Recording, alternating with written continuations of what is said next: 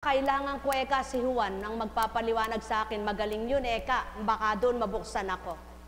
Ay eka, hindi pala eka magaling si Juan, si Pedro na lang, para nang sa gayo mabuksan ako. Dumating si Pedro, ay si Petrus, ilan na kaya ang hahanapin mo para mabuksan ka? Alam mo ba kung kailan ang buhay mo iwawakasan ng Ama? Ba't kailangan maghanap ka ng maghanap? Ba't di ka ngayon mabuksan pa? Sabi ng Ama, ngayon anak ko mabuksan ka na para manahan ang totoo sa iyo. At hindi para bukas-bukas ka ng bukas, paano kung bukas mamatay ka? Hindi ka nagbago. Wala kang buhay tao. Buhay ba ang Ama? Ang minamahal, napakabuti ng Ama. Ano nga kaya ang gagawin niya sa takdang panahon sa mga anak niyang sutil at talusira? Ano nga kaya ang kakamtin ng mga anak niya? Kaya kung tunay niyong mahal ang inyong sarili at tunay kayong matatalino, ang paghahandaan niyo'y hindi lamang pang araw-araw niyong pagkain, kundi ang inyong kaluluwa. Sumayin niyong kapayapaan, pagharian kayo. Doon sa galit ng Ama na tinutukoy ng Hesukristo, pag dumating ang Ama, lilipulin niya ang mga masasama. Ano baga ang ibig ituran doon na ginamit ay talinghaga? Di ka dapat matakot, kundi dapat magnilay ka. Di ka dapat mabahala, kundi dapat magbago ka. Di ka dapat magalit, kundi dapat magpakabuti ka, sapagkat mahal na mahal ka ng Ama, kaya patuloy ang kanyang paalala. Sumayin niyong kapayapaan, pagharian kayo. Buhay ba ang Ama? O ngayon, pamigay mo na yan. Sulong, pamigay niyo po. Baka pag binato, durog yan pagdating sa inyo. Ganyan lang ang buhay.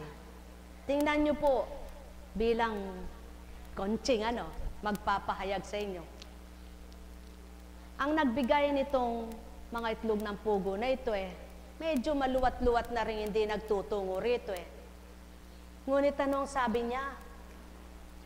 Dumating, nandoon po kami ni Arlene, nagtatype ng mensahe. Ngunit, umupo sila dyan matagal, sapagkat hindi ko po maaring iwanan niyaon. Hindi pwedeng maabala ako sapagkat mawawala yung mga dinadatal. Hindi ko na mapagtatagmo pa yan. Pag alis ko po doon, salamat po eka Apo. Hindi naman po eka kami nakakalimot kahit hindi kami araw-araw pumaparito. Ngunit kailanman po hindi namin malilimutan ang dakong ito. Pasensya na po kayo dito sa... Sabi ko, anak, bakit magpapasensya ako dyan sa bigay mo na yan? Pasalamat nga at may naalala ka at di mo kami nalilimutan at di mo nalilimutan ang dakong ito. Anong gagawin ko sa mga ito? Bahala na po kayo. Kaya, dahil bahala na po kayo, paanong papartihin yan? Ayan, pinarte-parte. Ganyan ang Diyos. May inaasahan ka ba, ngunit hindi mo pa nakakamtan? Patuloy kang umasa at manalig sa Kanya. Ngunit ang hindi mo naalalaman at hindi mo nakikita, hindi mo man inaasahan, binibigay niya. Katulad nung pagkakaloob na yun na hindi mo man inaasahan, ilang box sila? 10. 5 sa nabotas, kahapon na misyon, 5 rito, ganyan ang Diyos. Kaya niyang partihin ang lahat para sa mga anak niya. Kung magkagayon at alam niyong gayon siyang kumilos, aba, huwag niyong papatay sa damdamin niyo ang mga sugo niyang banal na salita. Huwag niyong papatayin sa isip niyo ang mga banal niyang aral, kundi patuloy niyong buhayin at patuloy kayong makinabang. Buhay ba ang Diyos? Ngayon, kung para sa inyo ay hindi mabuti si Apo Kunching at para sa inyo ay hindi si Apo Kunching ang karapat-dapat na mangaral sa inyo, aba, hanapin nyo kung sino makakapagbago ng puso't isip nyo. Ngunit saan man kayo magtungo at sino man ang hanapin ninyo, kung di kayo magpapakatotoo, di kayo magbabago. Buhay ba ang Diyos? At siyaon ang pawang katotohanan. Nasa inyo ang pagbabago para mahalin na totoo ng Ama ang inyong kaloob na buhay. Hindi katwiran ni Pedro at ni Juan, katulad ng pinasugo niyang mag-aalaga ng ubas. Mga sakim. Ganyan ang tao, kasakiman ang nasa isip at damdamin. Kapag nakikita niya, baka malamangan siya, baka magalingan pa siya, baka masapawan siya sa galing niya, baka masapawan siya sa kanyang kabuhayan. Aba, gusto niyang mawala sa landas niya. Ngunit ibang kumilos ang Ama. Hindi siya maaring linlangin ng sinuman. Nalinlang mo ang kapwa mo, may amang magbabahagi ng kaparusahan mo. Buhay bang Ama? Kaya kapag kilala mo siya at tanggap mo siya, hindi mo gagawin ang manlamang ng kapwa mo. Kundi lahat isasaalang-alang mo sa Kanya sapagkat mas mainam pa yung ikaw ang niloko, wag lang ikaw ang manloko. Mas mainam pa yung ikaw ang inagawan, wag lang ikaw ang mangagaw. Ngunit kung lahat ng tao ay may takot sa Ama, walang manloloko, walang mga agaw, walang loko-loko. Buhay bang Ama? Mga minamahal, sumainyo ang kapayapaan. Mahal na mahal ko kayo. Tuwiran ko ang tinuturan, hindi lahat ng nagaganap sa buhay ng tao ay gusto niya. Ngunit kapag niloob ng Ama na gumawa ng ganito at maganap sa buhay mo'y ganito, manalig ka. Nandyan siya sa'yo. Hindi ka niya pababayaan. Kilalanin mo siya, itatawid kaniya. Huwag mo lang gagawin ang labag sa kanya sapagkat di kanya kailanman sasaklolohan. Ngunit, gayunpamat nagkasala ka at nagbalik loob ka sa kanya, kukup-kupin ka pa rin niya at tatanggapin. Kaya ano ang nais niya? Magbagong ganap ang mga anak niya. Pagpalain kayo. Buhay ba ang Diyos, Jessica? Dahil buhay ang Diyos. Oh. Lagi kang cool. Buhay ba ang Diyos? Kahapon, hindi nakaawit si Jessica. Ngayon po ba, gusto niyong umawit si Jessica? Naku, Jessica, gusto nila ang tinig mo. Halika na. May bala yan. Ayun, nakahanda na. Halika dito. Giselle. Rosel. Si Rosel. Kumusta ka na, anak? Aba, pigilin mo yung daliri mo. Rosel. Wow, kagaling naman ni Rosel. Terno-terno. Okay, tabi kayo. Green na green, white na white. Lavender, pink. Aba, nasa inyo lahat. Kalinisan, kabanalan, kalusug at pagmamahal. Pagpalain kayo. O, tayo na. Ready ka na ba? Ready na. Ikaw. Sabi mo nga, ready.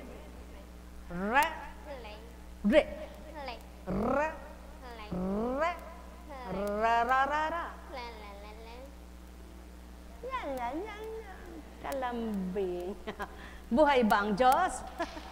O, sige anak.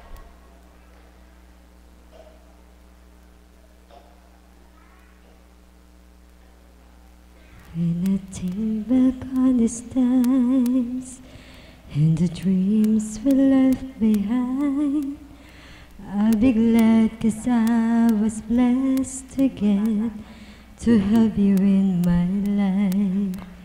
When I look back on these days, I look and see your face.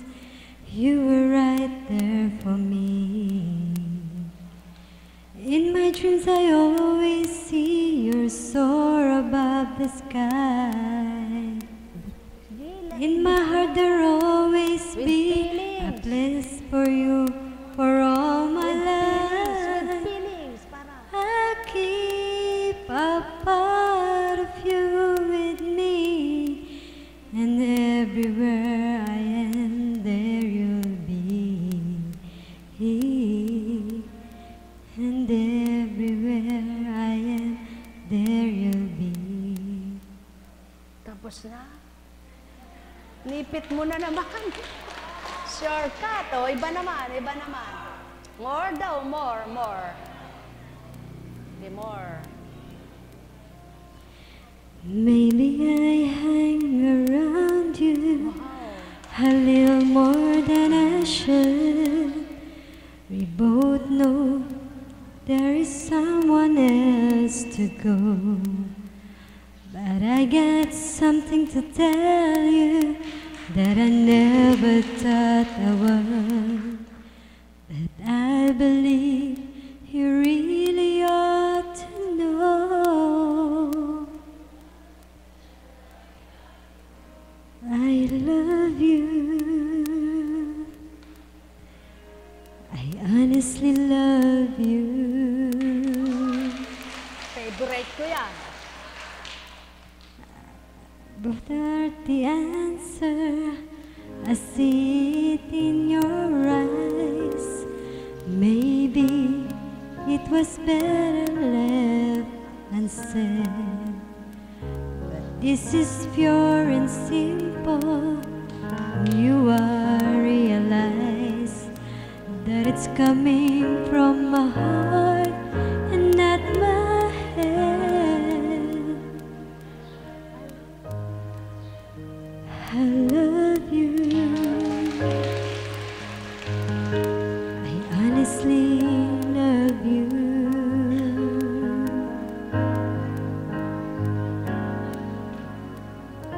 I'm not trying to make you feel uncomfortable. I'm not trying to make you anything at all. But this feeling doesn't come along everywhere, and you shouldn't blow the chance when you get the chance to say I love you. I honestly love you. More. Tinitingnan natin yung memories mo niyan. Sige na, yung mga memories. Tingnan natin yung memories.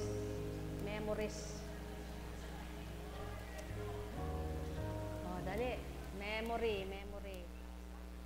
I recall Oh, yung iba. Ayun, ganda, oh.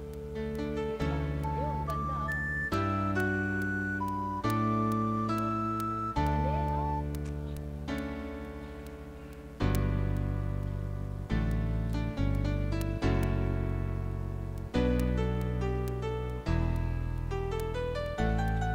Pinaunahan ka na ng organ. I never dreamed, 'cause I always thought that dreaming was for kids, just a childish thing.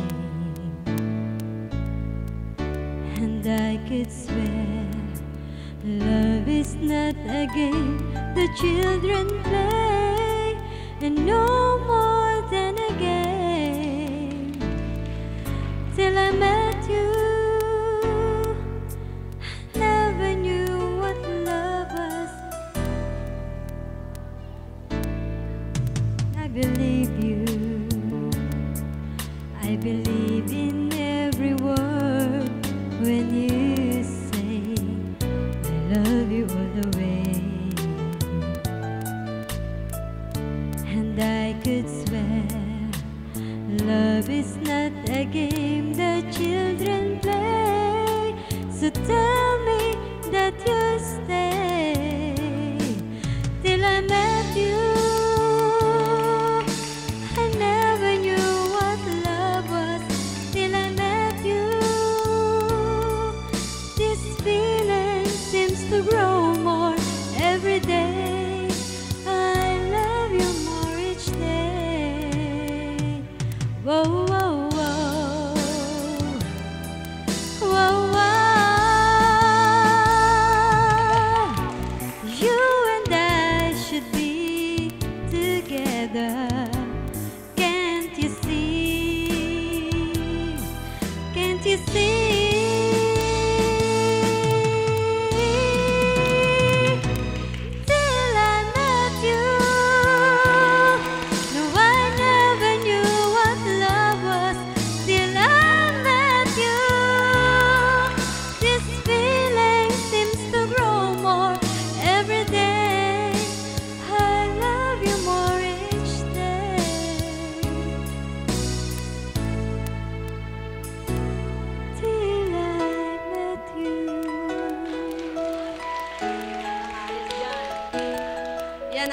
nababatid, mga minamahal.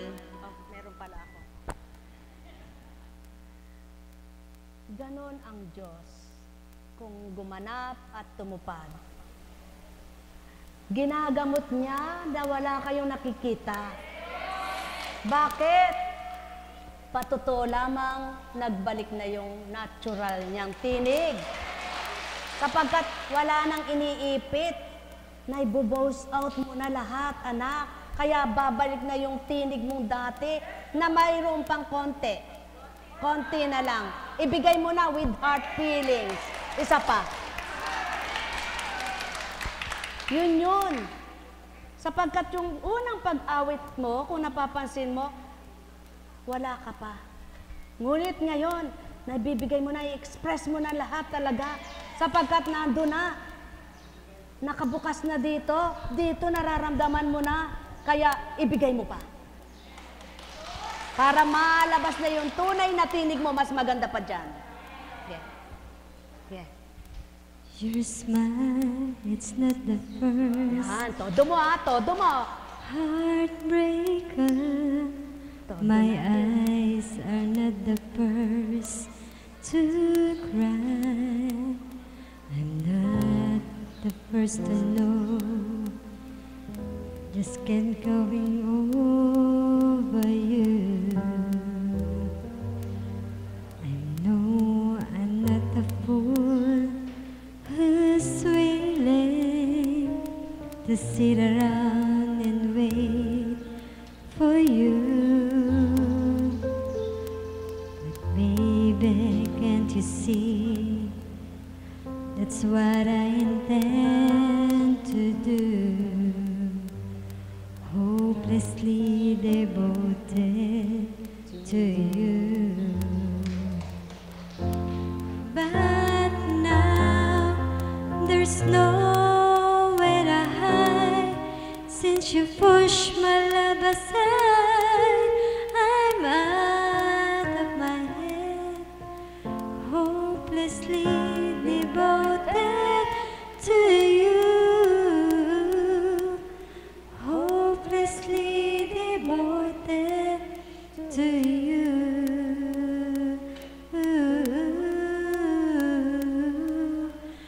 Hopelessly devoted to you.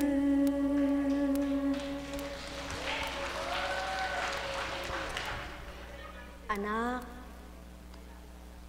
kapag nagsasalita ang taong may sama ang loob, di ba hindi niya mabigkas kung anong gusto niya sabihin? Kapag nagsalita yung taong nakalimot at wala sa ulirat, di ba hindi niya maalala kung anong sasabihin? Ngayon, sa pamamagitan ng pagpupuri mo sa Ama, pag-awit mo ng mga may laman na kahulugan, binibigay ng Diyos ang malinis na pag-iisip mo, binibigay niya yung damdamin mo na bilang tao na naroroon na yung relaxation. Kaya yung pag-awit nakakapag-relax ng isip, nakakapag-relax ng damdamin, nakapagpapalibang ng isip, nakapagkakalimot ng masama. Kaya patuloy mong gawin yon, isa pa. One more. Okay. Tagalog naman. Gusto nila Tagalog eh.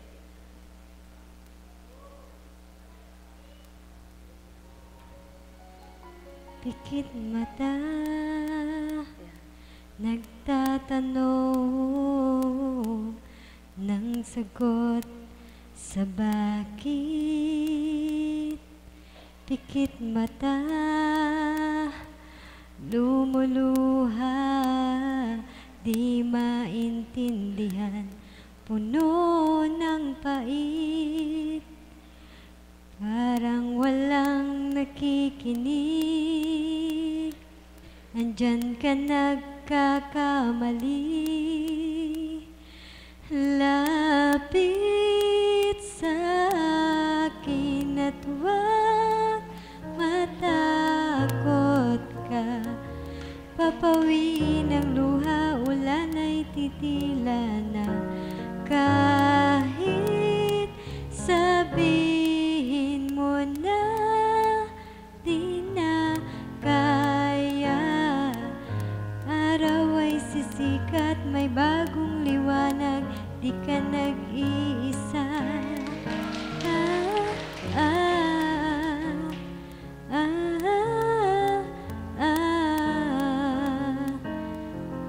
Problema'y parang ulan na walang katapusan, di makita kung saan sisilong. At sa habang merong dilim na laging nandyan, di makita kung saan patungo. Parang walang nakikinig, diyan ka nagkakamali. Lapit sa akin at huwag matakot ka. Papawi ng luha, ulan ay titila na. Kahit sabihin mo na di na kaya, araw ay sisikat, may bagong liwanag, di ka nag-iisa. Di ka nag-iisa. Anak, sa di mo namamalayan ang bawat pag-awit mo, tabletas, bitamina at gamot sa iyo. Bakit? Binabalik sa isip mo, sa diwa mo, ang mga memoryang dapat ay maging mabuti. Sapagkat kung wala pa doon ang isip mo, hindi ka makakaawit, di mo maalala yung mga awiting iyan. At yung tinig mo, hindi mo mailalabas.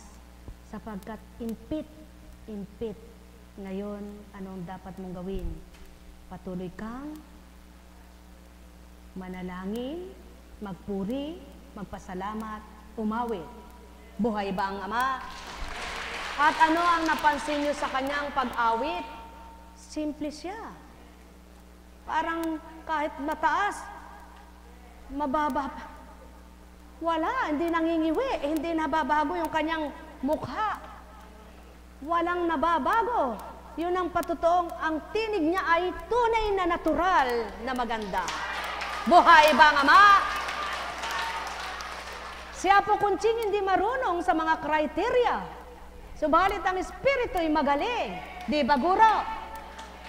Kapag ang umaawit ay wala sa sadyang napakagaan, sapagkat siyaon ang natural na tinig niya. Ang kanyang mukha ay di nagkakagibit-kibit.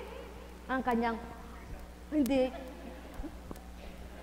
Kaya, simple, sabi niya, bakit,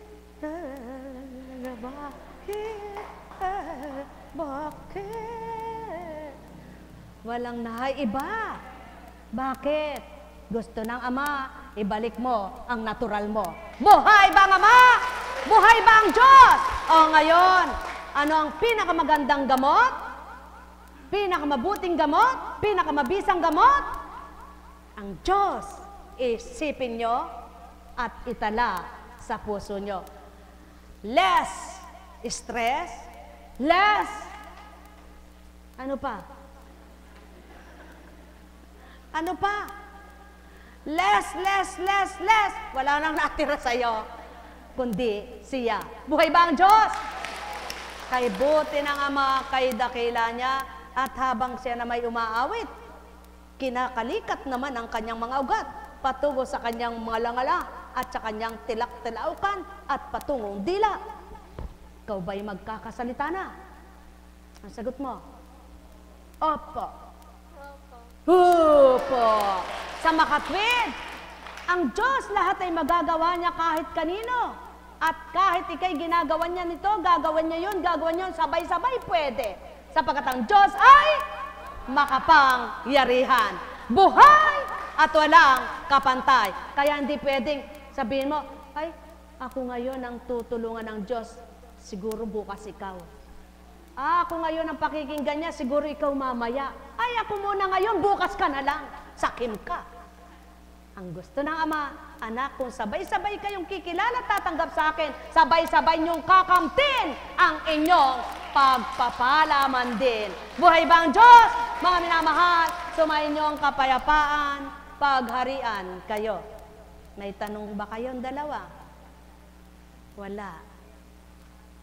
Pare silang maganda, no? Nilikha silang maganda ng Ama, kaya dapat maging maganda rin ang bukas nyo.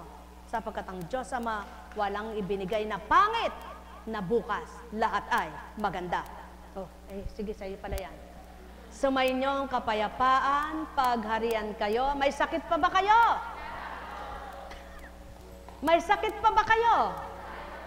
May problema pa ba kayo? May lumbay pa ba kayo? May takot pa ba kayo? Anong dapat niyong gawin? Huwag tularan ng mga pinangasiwa sa ubasan. Pinangasiwa kayo ng Diyos sa kanyang kabanalan. Pinahiram sa inyo ang kabutihan. Huwag niyong gagawing kawalang hiyaan. Huwag niyong gagawing kasamaan, kundi gawin niyong marapat at matapat upang pagdating ng takda, kayo'y hatulan niya sa mabuti, huwag sa masama. Sumayin niyong kapayapaan, pagharian kayo. Buhay ba ang Ama? Buhay ba ang Ama? Buhay ba ang Ama? O ngayon, dahil mabubuti po kayo, at mababait kayo, at kayo'y walang sakit, at kayo'y malalakas, kayo'y tuwang-tuwa, tayo na ang magsiuwi. Bakit na naman po ba ako, Kuncheng? May bukas pa sa inyong buhay. Huwag damdamin ang kasawian sa tuwin ay asahan. Iyong Ama mapagmahal, patuloy niyang aalalayan, aarugain ang sinumang kanyang anak at di kailanman kayo iiwan. Patuloy niyang gagabayan, papatnubayan. Kaya kayong lahat ay umuwi ng ganap. Dahil may mensahe po ba? Ay ano? Ang mensahe ay may misyon. Sumayin niyo ang kapayapaan, pagpalain kayo. Malungkot po ba kayo? Kulang po bang bahagi sa inyo? Wala po ba kayong nakain? Wala po ba kayong nalagok? Wala po ba kayong tinanggap? Meron po pala. Umuwi kayong may galak.